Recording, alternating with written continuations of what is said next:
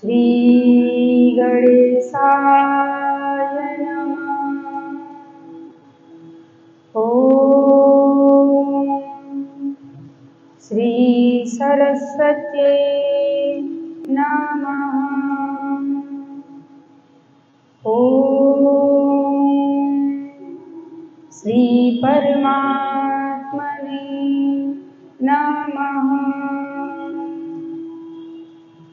श्री गुरुचरण कमलेभ्यो नमः। श्री मातृपितृ चरण कमलेभ्यो नमः। ओम श्री सीतारामाभ्याय नमः।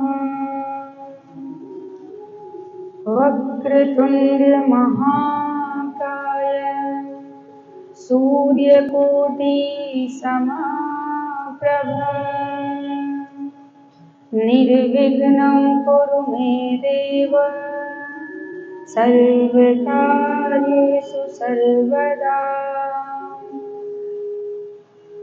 वज्राणां अर्थसंघानां रसानां छन्दसामपि मंगलानां चकर्तारौ वन्दे वाणी विनायको भवानी शंकरो वन्दे श्रद्धा विश्वासरूपिणो याभ्यां विना न पश्यन्ति सिद्धस्वान्तस्तमेश्वरम्। भक्ति भक्त भगवन्त गुरु चतुर्नाम वपुए इनके पद वंदन किए नासे विघ्न अनेक। राम राम रटते रहो जब तक घट में प्राण। कभी तो दीन दयाल के भनक पड़ेगी कान। सीता मेरी मात है पिता मेरे रघुनाथ। आप दोनों के चरणों में मेरा कोटि कोटि प्रणाम, कोटि कोटि प्रणाम। हे हनुमान दया के निधान सुजान करो विनती कर जोरी। नाथों के नाथ अनाथों के नाथ ये दासी पड़ी शरणागत तोरी। ये दासी पड़ी शरणागत तोरी। वीर बलि हनुमंत जी मुगदर दाहिन हाथ। मार मार पछाड़िए पर्वत बाएं हाथ। भूत प्रेत यरु डाकिनी जिल्द खै स्मशान। बचे नयन से कहूँ निराकार की आन।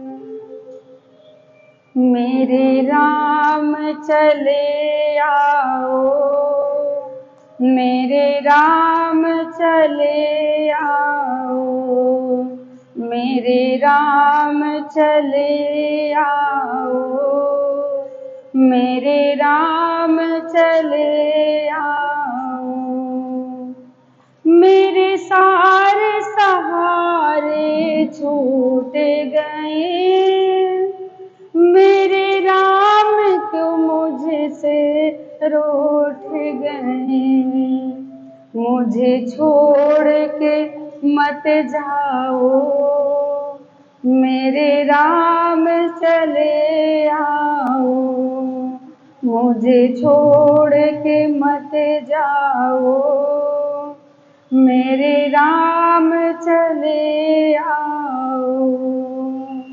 भरत जी कह रहे हैं, अपराधी हूँ खल कामी हूँ, अपराधी हूँ खल कामी हूँ, कपटी हूँ मैं अज्ञानी हूँ। अपराधी हूँ खल कामी हूँ, कपटी हूँ मैं अज्ञानी हूँ। मुझे छोड़ के मत जाओ, मेरे राम चले आओ।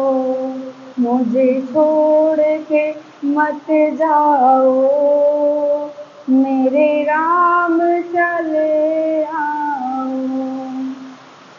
अधरों पे नाम तुम्हारा हो, जब मरूं तो नाथ सहारा हो। अधरों पे नाम तुम्हारा हो, जब मरूं तो नाथ सहारा हो। मुझे छोड़ के मत जाओ, मेरे राम चले आओ। मुझे छोड़ के मत जाओ, मेरे राम चले आओ। सभी कहते हैं, करुणानिधि नाम तुम्हारा है, करुणानिधि नाम तुम्हारा है, तेरा ही मुझको सहारा है। अब दर्शन दिखलाओ, मेरे राम चले आओ। अब दर्शन दिखलाओ, मेरे राम चले आओ।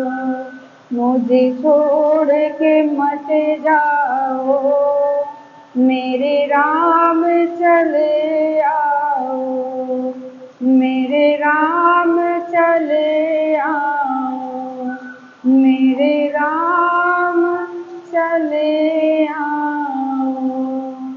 बोलिए श्री रामचंद्र भगवान की, श्री हनुमान जी महाराज की जय। ओम परम मंगलमय परात्पर अखिलेश्वर अखिल ब्रह्मांड नायक परात्पर पर ब्रह्म भगवान की वांगमय प्रतिमूर्ति श्री रामचरितमानस अकारण करुणा वरदालय भगवान सीताराम जी के चरणों में कोटि कोटि प्रणाम। श्री राम कथा के रस रसिक अनंत बलवंत अंजनी नंदन वायु पुत्र श्री हनुमान जी महाराज के चरणों में बारंबार प्रणाम करते हुए आप सभी भक्तजन, सभी श्रोताजन, सभी श्रेष्ठ जनों के चरणों में प्रणाम। सबको जय सिया राम, राधे राधे। आइए भगवान की कथा में प्रवेश करेंगे। आज भरत जी महाराज की कथा है। कहते हैं, माँ कैकेयी ने वनवास दिया, भगवान राम वन को चले गए और यहाँ पर दशरथ जी महाराज के प्राण निकल गए। कहते धन्य हैं दशरथ जी महाराज जिन्होंने अपना जन्म और मरण दोनों संवार लिया। जीते जी प्रभु को देखते रहे और जैसे प्रभु नहीं मिले और चले गए, दशरथ जी महाराज भी इस शरीर का त्याग कर दें। कहते हैं, क्या कहते हैं दशरथ जी महाराज? हाँ रघुनंदन प्राण प्रीते, तुम बिनु जियत बहुत दिन बीते, राम सिया राम जय जय राम, राम सिया राम जय जय राम। 6 बार महाराज दशरथ जी ने राम राम राम कही, राम राम कही राम, तनु परिहरि रघुवर विरह राउ गयो सुरधाम। भगवान का नाम लेते लेते जपते जपते महाराज दशरथ जी अपने शरीर को छोड़ देते हैं। वशिष्ठ जी आते हैं, सबको ज्ञान का उपदेश देते हैं। कहते हैं दुख में ज्ञान मिले तो थोड़ा सा मन को शांति मिलती है, एक सहारा बन जाता है। ज्ञान का उपदेश देते हुए वशिष्ठ जी कहते हैं, सुख पाता रहा जो सदा जग में, उसे आखिर में दुख पाना पड़ा। पछताया नहीं जो कभी न कभी, उसे अंत समय पछताना पड़ा। कोई फूल न बाग का ऐसा खिला, खिलके न जिसे मुरझाना पड़ा। और विधि का यह अटल विधान है, जिसे आना पड़ा उसे जाना पड़ा। जो आया है वो जाएगा, पर धन्य है दशरथ जी महाराज जो भगवान के लिए अपने प्राण त्याग कर देंगे। एक बात सबने सुना होगा, सब कहते हैं कि 2 दिन का जीवन है, 2 दिन का जीवन है। इसका अर्थ है कि चाहे जितनी लंबी उम्र हो, 50 साल 100 साल जितने दिन हम लोग जी लें, पर पहला दिन जन्म और दूसरा दिन मृत्यु, यही जीवन है। बीच का जो अंतराल है उसी को जीवन कहते हैं। तो दशरथ जी महाराज ने अपना शरीर त्याग कर दिया। कहते हैं कि गुरु जी ने आदेश दिया, कहते हैं कि जाओ इतनी वेग से जाना और जल्दी से जाकर भरत और शत्रुघ्न जी को लेकर आओ, और उनसे यहाँ की कोई बात मत कहना कि अयोध्या में क्या हो रहा है, क्या हुआ है, कुछ मत बताना। कहते हैं कि जो गुरुजनों का कहना नहीं मानता या अपनी अकल लगाता है तो उसका साधन नष्ट हो जाता है। और कहते हैं कि वैद्य के कहने पर भी कोई अगर अपनी अकल लगाए तो शरीर नष्ट हो जाता है। इसलिए अगर गुरु ने कह दिया है तो उसे सिरोदाह करना चाहिए कि हम अपना कोई अकल ना लगाएं, जो गुरु जी ने कहा उसी मार्ग पर चलें। कहते हैं कि जैसे वैद्य जी, कहते हैं एक आदमी था तो उसे डॉक्टर ने कहा था कि दवा समय समय से लिया करो और उसमें अपनी अकल ना लगाना।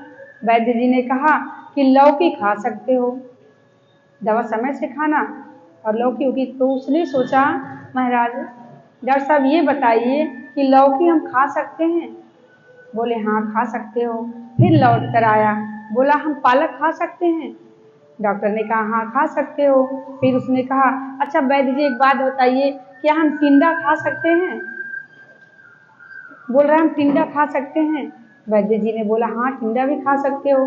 बोला मूंग की दाल, क्या मेरा सर ना खाओ, जाओ जो खाना हो वो खाओ, पर हल्का भोजन लेना, भारी भोजन मत करना, हल्का लेना। अब वो गया, अब सोच रहा है कि वैद्य जी ने तो कहा है हल्का भोजन लेने के लिए, क्या लिया जाए, हल्के में क्या होगा। उसने अपना दिमाग लगाया कि मिट्टी से हल्का क्या होता है, जल होता है, क्योंकि मिट्टी जो है वो नीचे चली जाती है, जल ऊपर चला आता है। इसका मतलब कि मिट्टी भारी है और जल हल्का है। और जल से भी हल्का क्या हो सकता है, जल से हल्का तो घी हो सकता है, क्योंकि घी को अगर जल में डाला जाए तो घी ऊपर आ जाएगा। उसने कहा घी, अच्छा घी से हल्का क्या हो सकता है, तो जो घी के ऊपर तैरे वो हल्की है। तो सबसे बढ़िया पूड़ी है, पूड़ी घी में छान के उसको खाते हैं। अब बताइए जो अपनी अकल लगाएगा, अब ये सबसे उसको हल्का भोजन महसूस हुआ कि ये हल्का है सबसे, क्योंकि घी के ऊपर तैर रहा है।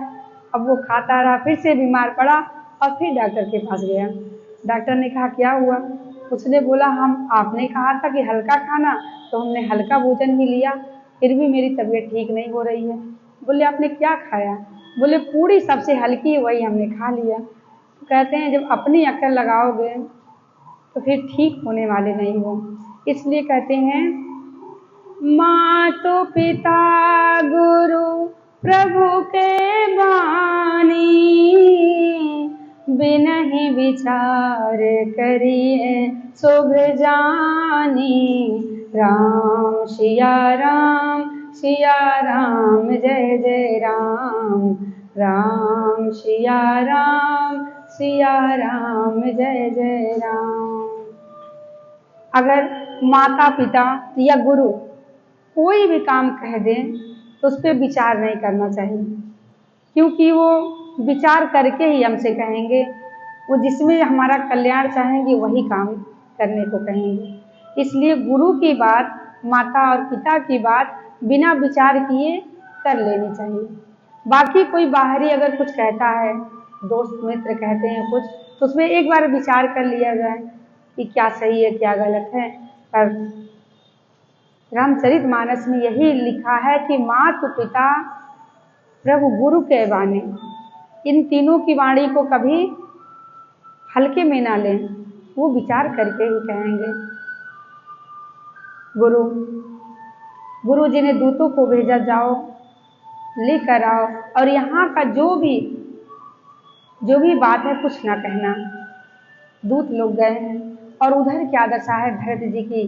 भरत जी महाराज जब से अवध में ये सब चल रहा है तब से उनका मन बहुत घबरा रहा है, बड़े अपशगुन हो रहे हैं, अनेकों भयावन सपने देख रहे हैं। भरत जी महाराज मन में बड़े भयभीत हो रहे हैं कि क्या हो रहा है ये सब।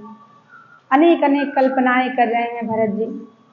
जब मन अशांत होने लगा तो उनको एक उपाय सूझा कि रुद्राभिषेक किया जाए। कहते हैं कि भगवान शिव का अभिषेक करने से, ब्राह्मण को भोजन कराने से, उनकी प्रार्थना करने से अनिष्ट जो होने वाला है वो टल जाता है। इसलिए रुद्राभिषेक भरत जी महाराज करने लगे और मनाने लगे, हे प्रभु मेरे माता पिता भाई जन परिजन सब कुशल से रहें, कि जो मैं स्वप्न देख रहा हूँ, मेरा जो मन घबरा रहा है, हे प्रभु आप ही सबकी रक्षा करिएगा। विनती करते हैं, अभिषेक कर भगवान से प्रार्थना कर रहे हैं। और भरत जी को उसी समय दूत लोग गए हैं कि प्रभु भरत जी महाराज चलिए, गुरु जी ने बुलाया है। कहते हैं कि दशरथ जी महाराज जब कैकेयी ने वरदान मांगा तो उन्होंने भी भगवान शंकर से यही प्रार्थना कर रहे थे, हे प्रभु शंकर भगवान से कह रहे हैं कि इस संकट को मिटा दो, ये जो संकट आया है इसे मिटा दो। ये राम जी जो मेरे हृदय में रहने वाले हैं, मैं यही प्रार्थना करूंगा कि मेरे वचन को ना माने। हर माता पिता यही चाहता है कि मेरा पुत्र मेरी आज्ञा का पालन करे, पर आज दशरथ जी महाराज चाहते हैं कि मेरा राम मेरा कहना ना माने, और कहना ना मान के वो वनवास ना जाए। यहाँ वहाँ भरत जी मना रहे हैं शंकर जी को कि कोई अनिष्ट होने से बच जाए, और यहाँ दशरथ जी मना रहे हैं कि मेरा राम मेरा कहना ना माने।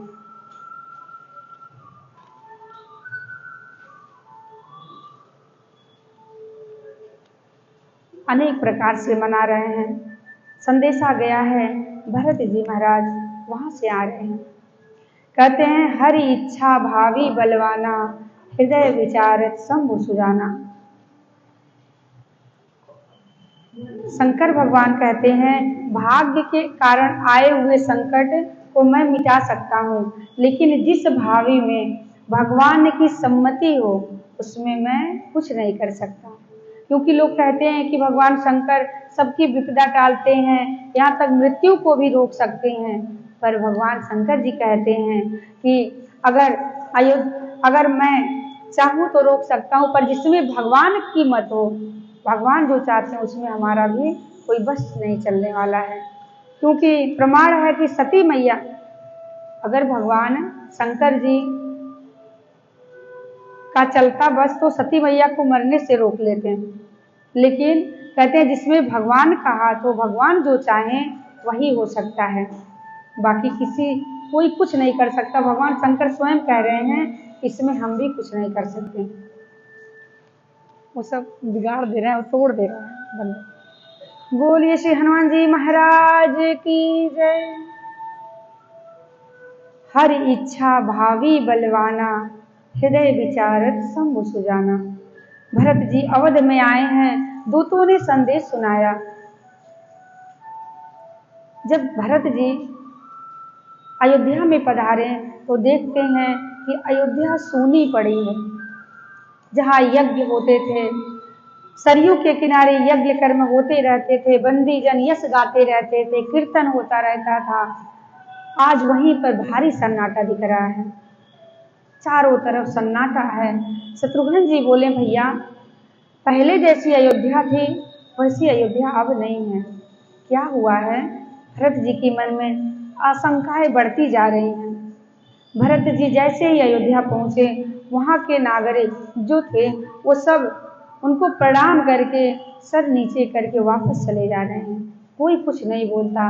महाराज भरत जी बार बार पूछ रहे हैं, क्या हुआ अयोध्या में, क्या हुआ है? कोई कुछ नहीं बताता। भरत जी महाराज सोच रहे हैं कि कहाँ जाऊं, ऐसी जगह जाऊं जहां सब लोग मिल जाएं। विचार आया, कैकेयी माँ के भवन में चलता हूं, क्योंकि कैकेयी माता जहाँ हैं वहीं प्रभु मिलेंगे। भैया राम कैकेयी माँ के पास ही मिलेंगे। और कैकेयी के भवन में जब गए तो जितने लोग थे सब कहने लगे, कानाफूसी करने लगे, आपस में बातें करने लगे कि देखो भरत की भी मिली भगत है। भरत आया और सीधे अपनी माँ के पास गया।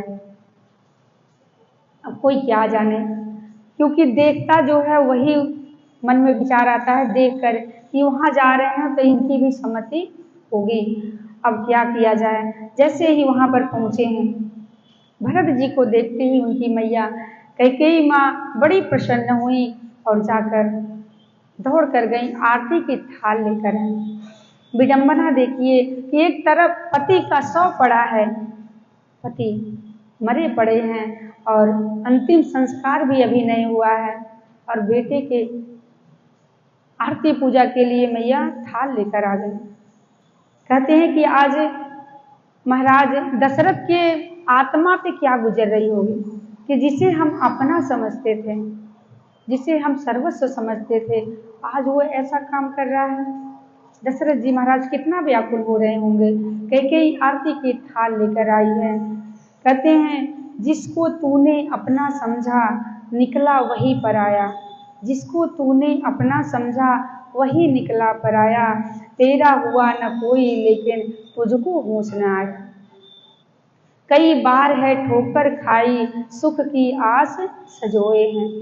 कहते कितनी बार ठोकर लगी, हम लोग ये बात सब लोग जानते हैं, अपना कोई नहीं है। अगर अपना कोई है तो वो परमात्मा, पर अपना माने बैठे पड़े हैं, मेरा भाई, मेरा पति, मेरा पत्नी। जिसे सर्वस्व मानते थे वही देखिए पराया निकल गया। 4 दिन की प्रीति जगत में 4 दिनों के नाते हैं, पलकों के पर्दे पड़ते ही सारे नाते मिट जाते हैं। जैसे आंख बंद हुई सब रिश्ता नाता समाप्त हो गया। जिनकी चिंता में तू जलता वही चिता जलाएंगे। दिन रात एक पिता अपने पुत्र के लिए, अपने पुत्री के लिए कमाता है, धन इकट्ठा करता है कि हमारे पुत्र को किसी चीज की कमी ना हो, पर वही पुत्र एक दिन चिता में जला देता, वही आग लगाता है। ये संसार का नियम है। महाराज भरत जी महाराज जैसे ही हाल देखते हैं, पूछते हैं मैया सब कुछ ठीक है? जरा विचार करिएगा। आज इस दृश्य को देखकर दशरथ जी के मन पे क्या, उनकी आत्मा पे क्या बीत रही होगी।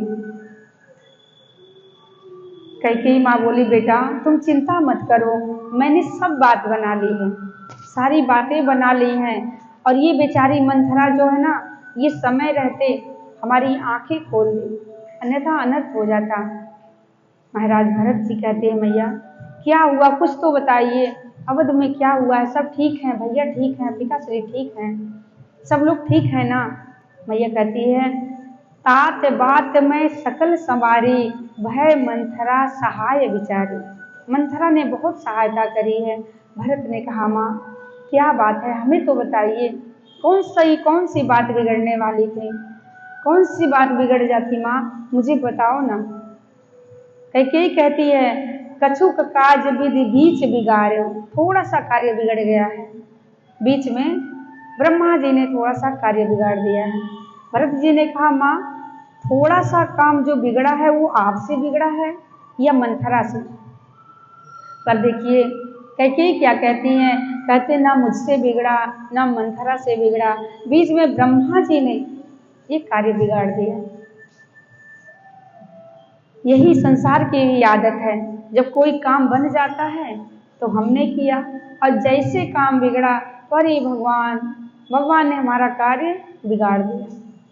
ये संसार के लोगों की रीत है कि क्या करें, भगवान ने ये कार्य बिगाड़ दिया और जैसे ही काम बन गया बस हमने बना लिया ये कार्य, श्रेष्ठता अपने ऊपर, और जो भी दोष लगाना है सब भगवान को लगा देते हैं। तो भरत जी ने कहा माँ जो कुछ कार्य बिगड़ गया है क्या बताओगे, कौन सा कार्य बिगड़ा है? कैकेयी बोली बेटा थोड़ी ही बात बिगड़ी है, भूपत सुरपति पुर पगुधारे, आपके पिताश्री नहीं रहे, उनकी मृत्यु हो गई है, तुम्हारे पिताजी महाराज की मृत्यु हो गई। भरत जी जैसे सुने पिताजी की मृत्यु हो गई, माथे पे हाथ धर के जमीन पर बैठे गए, पिताश्री नहीं रहे। बड़ी चिंता कर रहे हैं, कह रहे हैं कि पिताश्री ने मुझे जाते वक्त मैं उनसे मिल नहीं पाया। भरत जी रो रहे हैं, कह रहे हैं कि जिस समय पिताश्री गए उस क्षण मैं यहाँ नहीं था, और उन्होंने देखिए मेरा दुर्भाग्य कितना है कि पिताश्री जाते जाते मेरा हाथ भैया के हाथ में सौंप कर नहीं गए। कहते हैं भरत जी अब मेरा संरक्षण कौन करेगा, एक बार भैया के हाथ में सौंप कर जाना चाहिए था। फिर किसी तरह धीरज धर के कहते हैं माँ पिताश्री की मृत्यु कैसे हो गई, क्या हुआ था?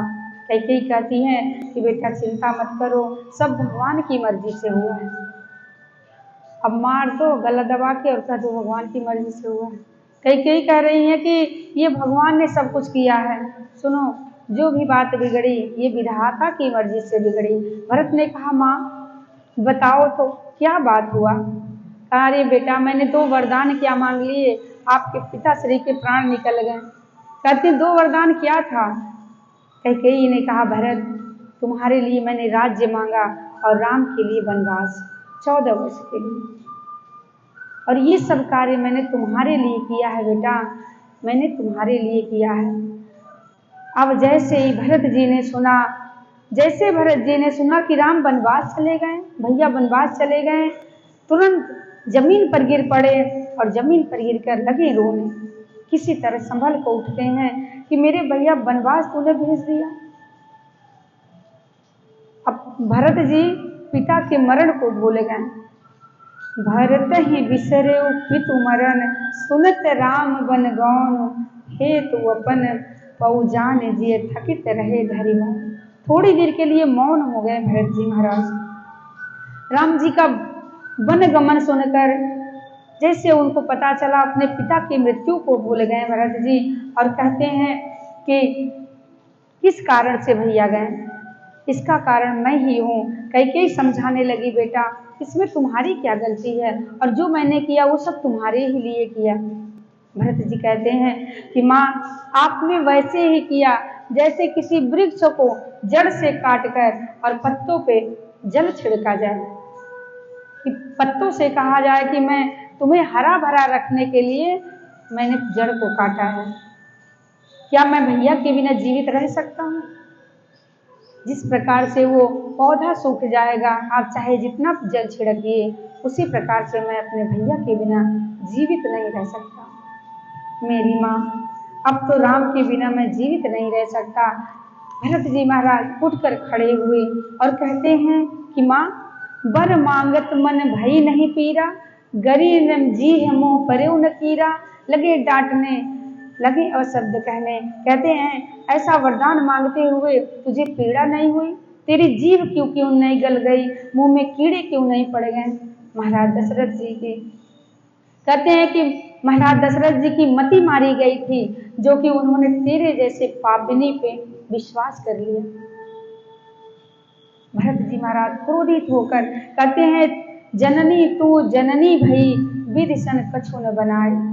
कहते हैं कि अब तू तो मेरी दुश्मन हो गई है, तू तो मेरी शत्रु लग रही है, अब मुझे तो शर्म आ रही है तुझे माँ कहने में। जब तेरे मन में ऐसी कुमति आई तो तेरा कलेजा फट क्यों नहीं गया? मुझे लगता है तू माँ के रूप में मेरा शत्रु है। भरत जी बहुत कुछ सुना रहे हैं। कैकेयी विचार करने लगी, सोचने लगी कि जिस बेटे के लिए मैंने कलंक लिया, जिस बेटे के लिए, जिसे राज्य देने के लिए मैं विधवा बन गई और जिसके लिए मैं इतनी गालियां सुन रही हूँ, वही बेटा मुझे इतना अशब्द कह रहा है। मैं अपने भरत के लिए सब कुछ किया और वही भरत मुझे अशब्द कह रहा है, गालियां दे रहा है।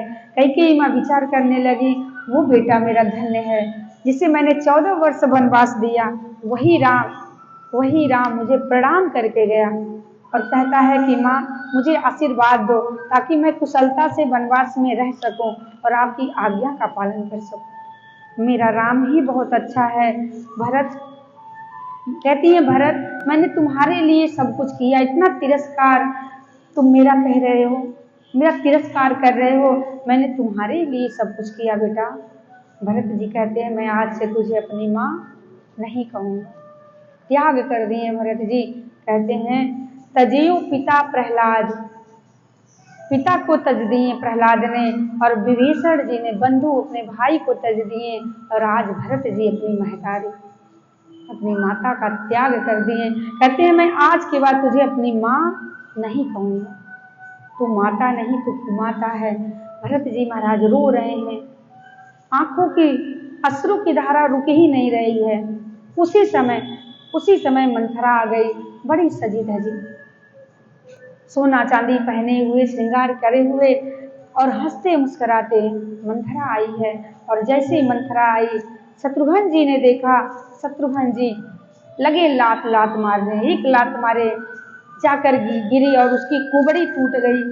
कुबड़ा टूटा, वो लगी कराहने और कहती क्या है कि मैं पुकारने लगी, कह रही है कि मैंने तुम लोगों के लिए अच्छा किया और मेरे साथ इतना बुरा हो रहा है, मैं तुम्हारे लिए ये सब करी हूँ। और मारने लगे बाल पकड़कर घसीटने। लेकिन भरत जी महाराज धन्य हैं, शत्रुघ्न जी महाराज को पकड़ लेते हैं, कहते हैं कि इन्हें क्यों मार रहे हो? शत्रुघ्न जी कहते हैं, यही जड़ है, मंथरा की वजह से ये सब हुआ है, समस्या की जड़ यही है।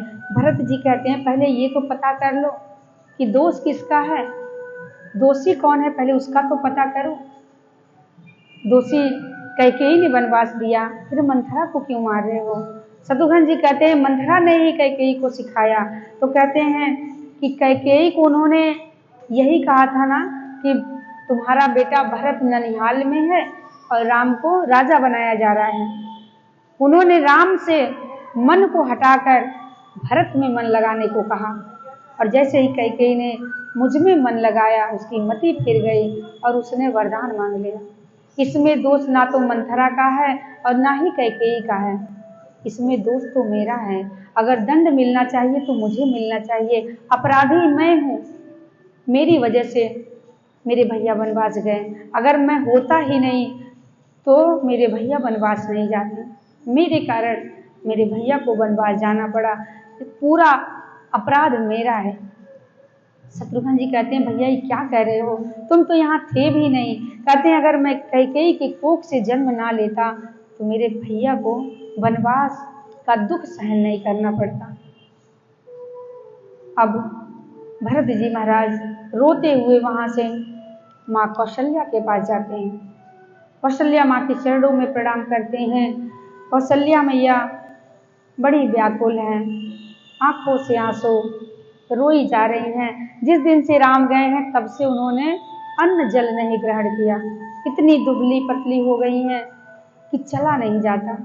और क्या कर रही हैं कि भरत जी देख रहे हैं कि मैया राम जी के जो बचपन का धनुष बाण है, छोटे छोटे खिलौने हैं, उसको अपने हृदय से लगाकर माँ बैठ के रो रही है। जैसे ही भरत पहुंचे हैं, भरत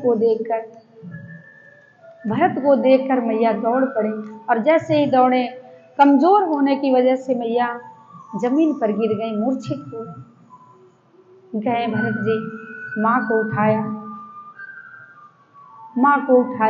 माँ कौशल्या यही बार बार सोच रही हैं कि मेरे राम, मेरे लक्ष्मण, मेरी सीता वन में कैसे रह रहे होंगे, कितना दुख सह रहे होंगे, भूख लगी होगी, प्यास लगी होगी, चलते चलते पैर दुखने लगा होगा।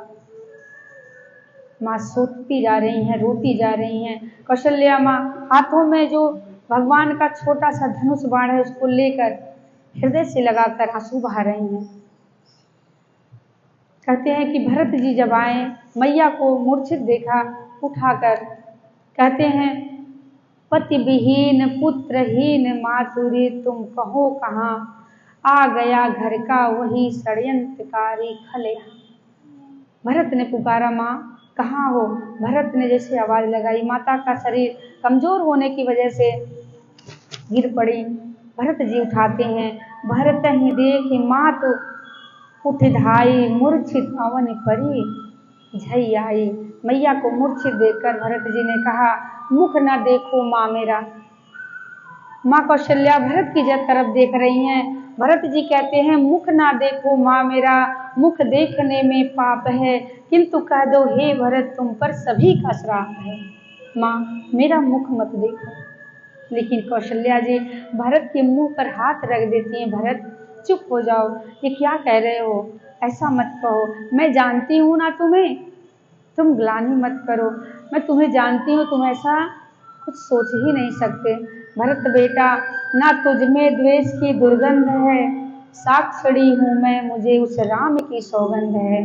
कहते हैं, हो रही संताप से संताप मेरी आत्मा, आज उड़ा दे भानुकुल की निष्कलंकी चंद्रमा। भरत, ये कौशल्या साक्षी है ना, मैं जानती हूँ भरत, तुम्हारा कोई दोष नहीं है। भरत को गोद में बिठा लेती हैं माँ, गोद में बिठाकर रोई जा रही हैं। भरत जी सिसक सिसक कर रो रहे हैं, माँ के हृदय से लग गए हैं। भरत बार बार रोए जा रहे हैं, द्रोह करके कैकेयी क्या हानि मेरी कर गई, देख लो कोई भी मेरी सोनी सी गोद भर गई। माँ कौशल्या कहती हैं कि भरत ने कहा, यहाँ तो राम भैया है ही नहीं, आपकी गोद कैसे भरेगी माँ, यहाँ तो भैया राम को बैठना चाहिए। कैकेयी कौशल्या माँ बोल रही हैं कि राम हो बेटा, तुम राम ही हो। कह रही हैं, आ गया मेरा वही तू, राम सचमुच राम है, तू वही और तू वो, तुम्ही भिन्न केवल नाम है। तू ही राम है और वही राम है, तुझमें भी राम और वो भी राम, भिन्न केवल नाम है, तुम में मेरे राम हैं। धन्य है माता कौशल्या अपने ही गर्भ से। कहते हैं, ऐसे ही कौशल्या माता के जैसे जो हो, उन्हीं के गर्भ से भगवान का अवतार होता है। दूसरी माँ होती वो भरत की तरफ देखती नहीं, पर कौशल्या माँ धन्य है सरल सुभाय माय ही लाए, अतहित मन हो राम फिर आए। उनको ऐसे मानो लग रहा हो कि मेरे राम वापस चले आए। भरत को देखकर मैया को लगता है कि मेरा राम वापस चला है। भरत जी बार बार मैया से प्रार्थना कर रहे हैं, माँ इसमें मेरा जरा भी मत नहीं है। माँ अगर तुम मानती हो कि मेरा इसमें कोई हाथ है, तो मुझे वो सारे पाप लग जाएं जो ब्राह्मण को मारने का पाप लगता है, जो गौ हत्या का पाप लगता है, जो छोटे से बच्चे की हत्या करने का पाप लगता है। माँ वो सारे पाप मुझे लग जाएं। माँ समझा रही हैं, भरत तुम व्याकुल क्यों हो रहे हो, तुम्हारा इसमें कोई दोष नहीं है, मैं जानती हूँ ना। भरत कहते, माँ मैं ही दोषी हूँ, मेरे ही कारण पिताश्री की मृत्यु हो गई और मेरे भैया वनवास को चले गए। व्याकुल हो रहे हैं भरत जी महाराज, रोए जा रहे हैं। गही पद भरत मातु सब राखी, रही रानी दर्शन अविनाशी। इसलिए उनके लिए सोच मत करो, बार बार प्रार्थना मैया कह रही हैं कि सोच ना करो भरत, सोच ना करो। वशिष्ठ जी के नेत्रों में भी आंसू आ गए हैं। वशिष्ठ जी आए हैं। वशिष्ठ जी से भरत जी महाराज बार बार यही प्रार्थना कर रहे हैं, गुरुदेव उसमें मेरा कोई कसूर नहीं है, मेरा कोई दोष नहीं है। गुरु के चरणों में प्रणाम करके कहते हैं, भयउ न है ना हो निहारा, भूप भरत जस पिता तुम्हारा। नेत्रों में जल भरकर कहते हैं, दशरथ के कारण नहीं, सुमिर राम गुणशील स्वभाव। राम जी के स्वभाव के कारण ये मेरा मन पुलकित हो रहा है। वशिष्ठ जी कह रहे हैं कि भरत, तुम्हारे पिता के लिए मेरे नेत्रों में आंसू नहीं है, क्योंकि वो अपना मरण संवार लिए। ये अश्रु है तो केवल और केवल राम के लिए है, जो राम का स्वभाव है, इसी के कारण। फिर कहते हैं, भरत अब तुम संसारिक जो कार्य होते हैं उसके अनुरूप पिता का अंतिम क्रिया करो। भरत जी महाराज सरयू के तीर पर सुंदर सी चिता बनाई गई, सुंदर सी चिता बनाई गई और माताएं सती होने के लिए चल पड़ी। कहती हैं, भरत मैं सती हो जाऊंगी अपने पति के साथ। लेकिन भरत जी महाराज चरण पकड़ लिए माँ, चरण पकड़ लिए माँ। कहते हैं, अपना मनोरथ देख पाए न पूज्य पिता, उनके मनोरथ मैं किसको दिखाऊंगा। मानोगी न कहना तो सत्य कहता हूँ, तुम्हारे से पहले मैं चिता में जल जाऊंगा। आपसे पहले ही मैं अपनी चिता बनाकर जल जाऊंगा। गही पद भरत मातु सब राखी, रही रानी दर्शन अभिलाषी। 2 दिन बाद पिता का अंतिम क्रिया किए हैं भरत जी महाराज। बहुत से दान दक्षिणा सबको दिए हैं, ब्राह्मणों को भोजन कराया। जो भी अंतिम क्रिया में किया जाता है